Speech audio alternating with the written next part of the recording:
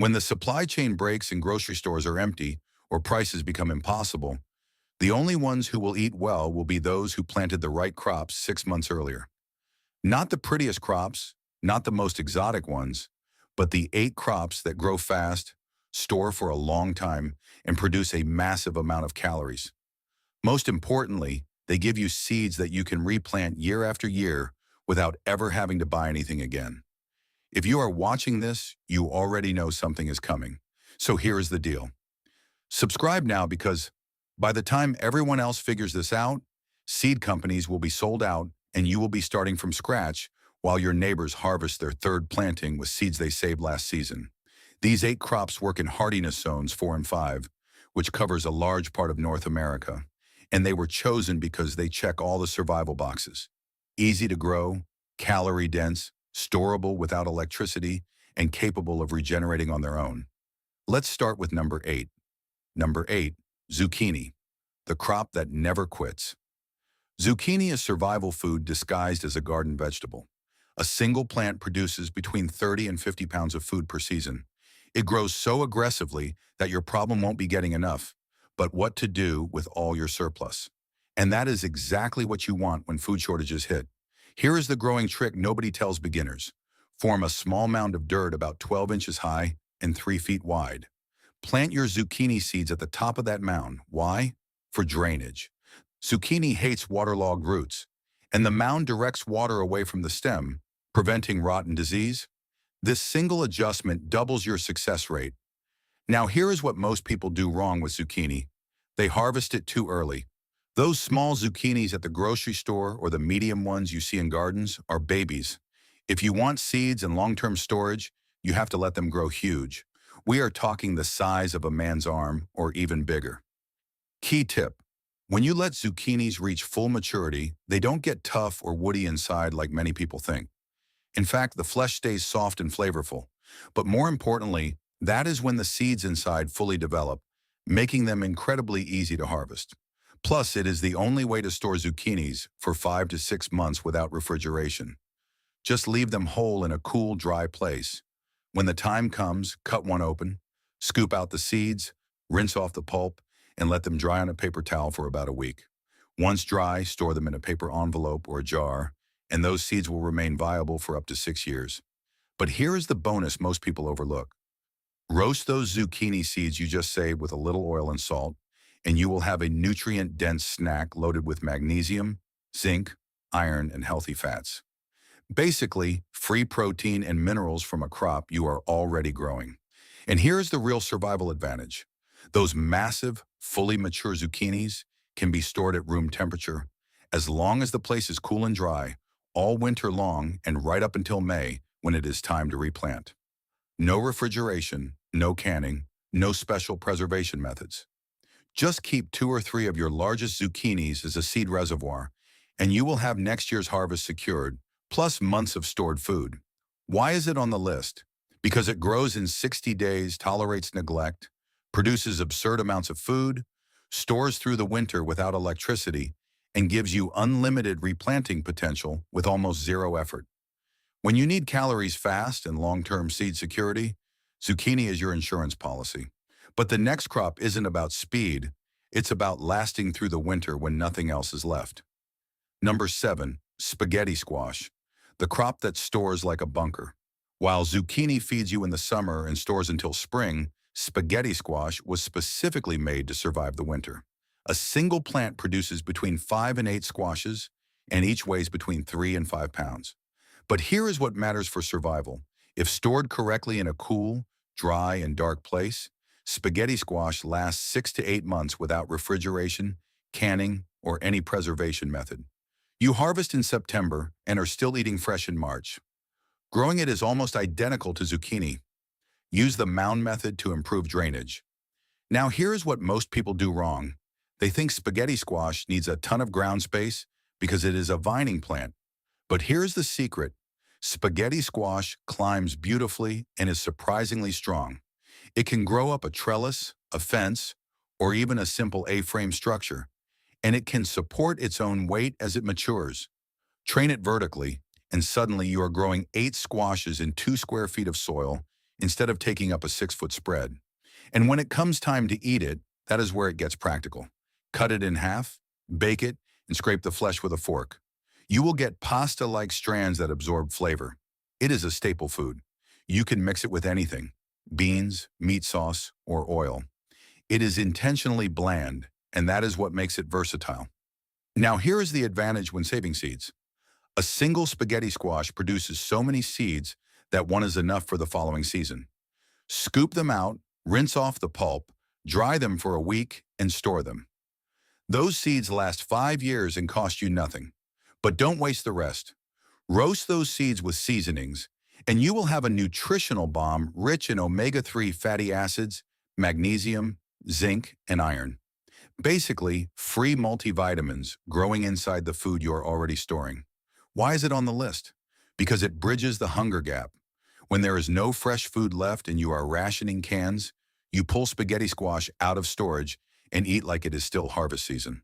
Plus, vertical growing makes even small spaces work perfectly. The next crop solves the calorie problem that almost everyone underestimates, because vegetables fill you up but don't sustain you. Number 6, potatoes, the queen of calories. Potatoes are the reason society survived winters. A pound of potatoes gives you 350 calories and enough carbohydrates to fuel a full day of physical labor.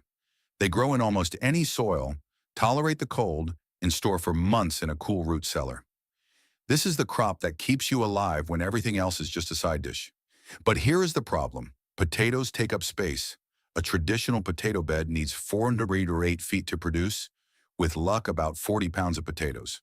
That is fine if you have land to spare, but if you are working with a small backyard or an urban lot, you need potato towers. Here is how you build them. Take a 4-foot section of chicken wire and form it into a cylinder about 3 feet wide. Stake it to the ground so it doesn't collapse. Fill the base with 6 inches of soil mixed with straw or compost. Plant 4 to 6 seed potatoes on top of that layer. As the plants grow and reach about 8 inches in height, add another 6 inches of the soil and straw mixture, burying the lower leaves but leaving the top exposed. Keep doing this every time the plant grows, adding layers of soil until your tower is between 3 and 4 feet tall. The result, depending on the height of the tower and the variety, you can harvest between 80 and 150 potatoes from a single 3-foot tower, and the chicken wire is reused for the same tower year after year. Saving seed is easy. Just set aside a few small potatoes from your harvest. Store them in a cool, dark place. In the spring, plant them. Every eye on the potato becomes a new plant. Why is it on the list? Because potatoes are survival math. Calories per square foot. Potatoes win. When you need energy to work, to stay warm, and to keep functioning, you need carbohydrates, and potatoes deliver them. But carbohydrates alone are not enough. You need protein, and the next crop is the only one on this list that gives it to you. Number 5, beans.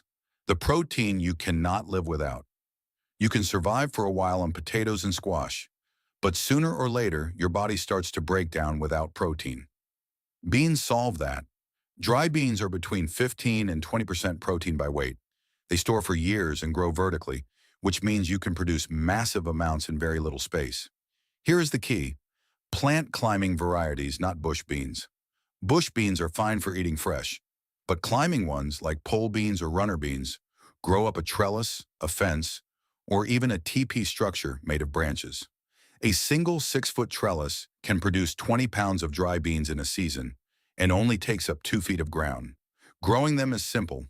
Plant the seeds along the base of the trellis after the last frost. They will climb on their own. Water them moderately. Harvest when the pods are dry and brittle. That is when the beans inside have reached full maturity. Shell them, store them in sealed containers, and you will have protein for years. Saving seeds means you are already doing it. The beans you eat are the seeds you replant. Just set aside a couple of handfuls from your harvest for the next season. Beans remain viable for 3 years if stored in a cool, dry place. Why is it on the list? Because protein is non-negotiable for survival. Your body needs it to repair itself, to build muscle, and to maintain immunity. Beans give you that without hunting, without livestock, and with nothing more than dirt and a trellis. The next crop is one that many people overlook because it seems too simple, but it might be the smartest thing you can plant. Number 4. Winter squash, specifically butternut or acorn. This is the nutritional powerhouse that nobody appreciates until food options start to dwindle. Winter squash is calorie-dense and rich in vitamins, especially vitamin A, which matters immensely when your diet becomes limited. It stores for 4 to 6 months without any kind of processing. It is the bridge between the fresh harvest and the dead of winter, and it complements everything else on this list. Growing it is almost identical to spaghetti squash.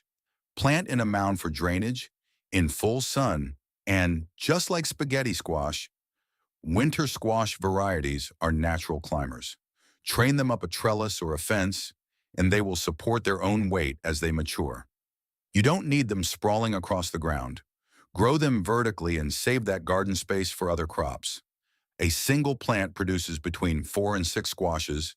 Each weighs between 2 and 4 pounds and provides about 200 calories per pound, plus fiber, potassium, and immune-supporting vitamins.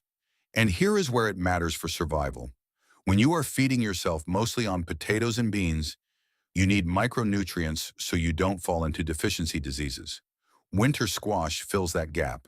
Plus, it is versatile. You can roast it, mash it, turn it into soup, or bake it into bread.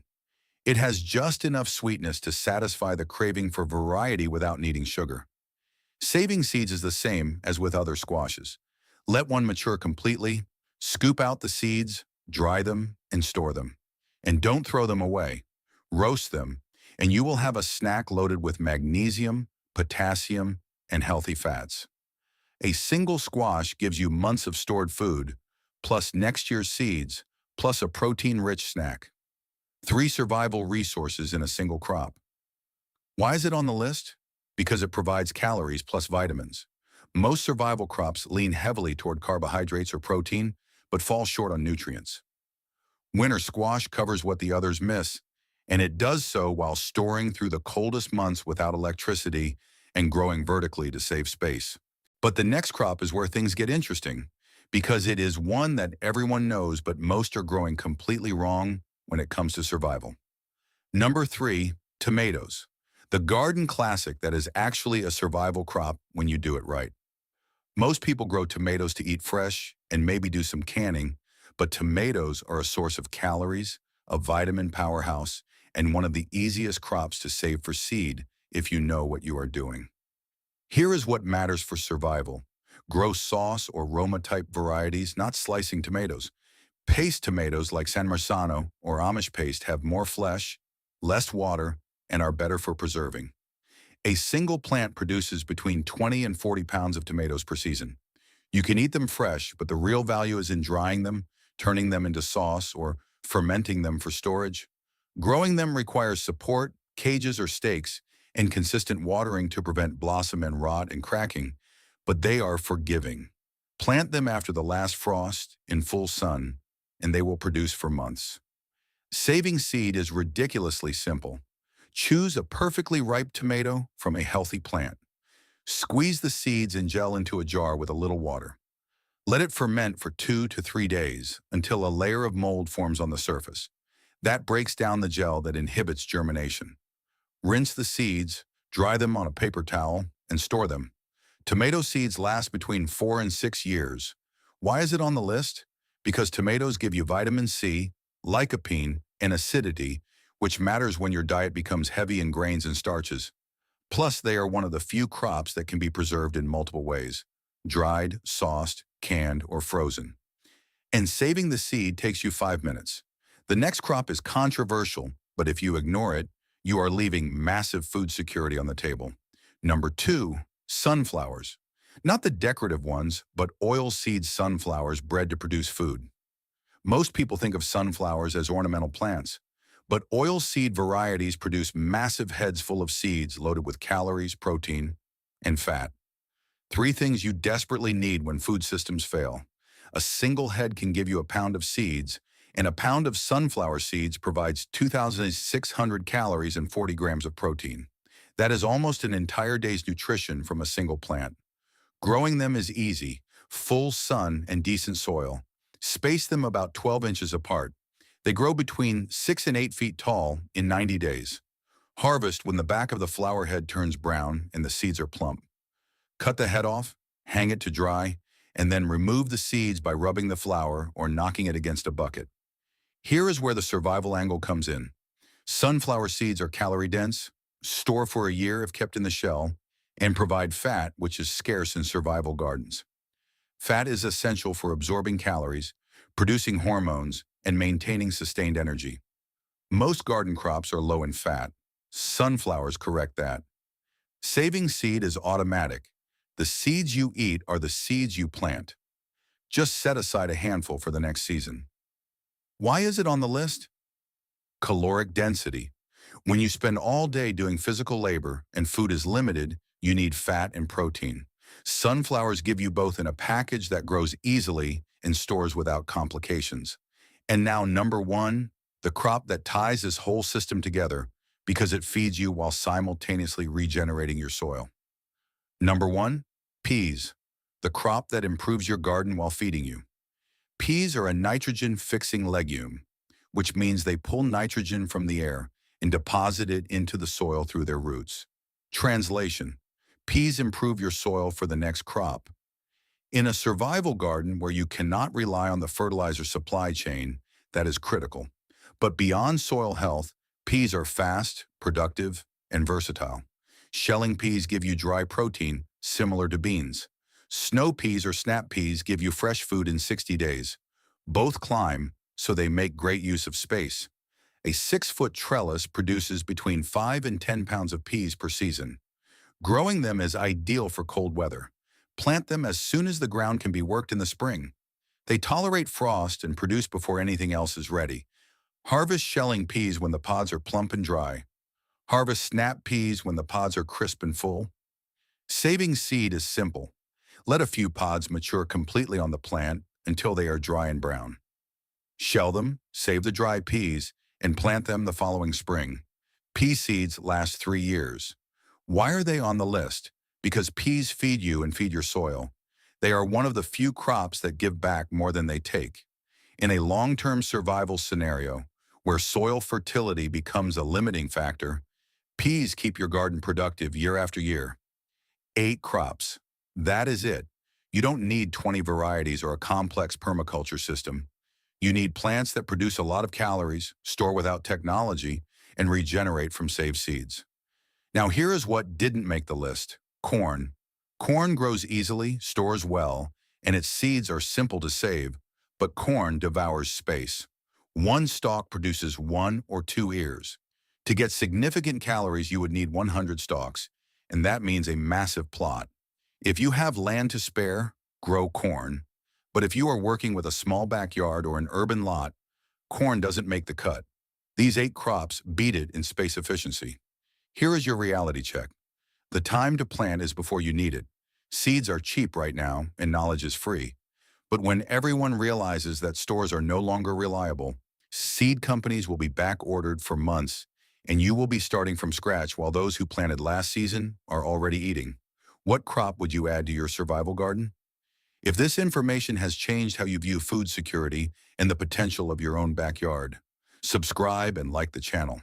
We are unearthing the knowledge that others have tried to forget. It is time to plant your own future. The next treasure trove of survival wisdom will open very soon.